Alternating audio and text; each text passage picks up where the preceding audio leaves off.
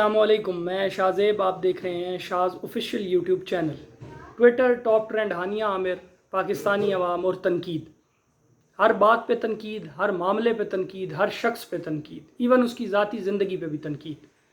اشفاق احمد مرحوم کہتے تھے کہ ہمارا پڑھا لکھا معاشرہ افسوس سے ایسا ہو گیا کہ جب تک کوئی شخص تنقید نہ کرے ہم اسے پڑھا لکھا مانتے ہی نہیں۔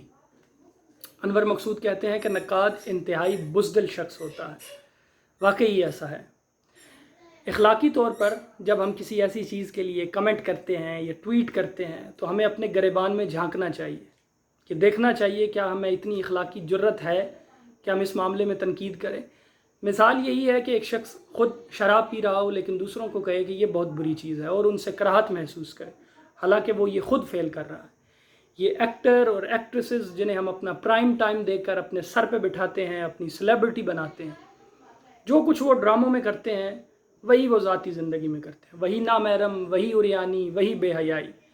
تب ہمیں برا نہیں لگتا جب وہ ڈراموں میں کرتے ہیں، لیکن وہی سب کچھ جب وہ آف کیمرہ کرتے ہیں تو ہمیں بڑی تکلیف ہوتی ہے، اور ہر انسان کے اندر کا ایک مبلغ اور مولوی جاگ جاتا ہے اور وہ اس بارے میں تنقید کرنا شروع کر دیتا ہے۔ انتہائی افسوس کی بات ہے۔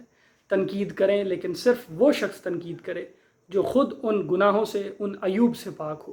اس میں کوئی حرج نہیں ہے کہ آپ تنقید کریں، لیکن ایک لیول بنا لیں، ایک لمٹ کر لیں کہ یار اس کے آگے ہم نے نہیں جانا، کسی کی ذاتی زندگی کو ہم نے نہیں اچھالنا۔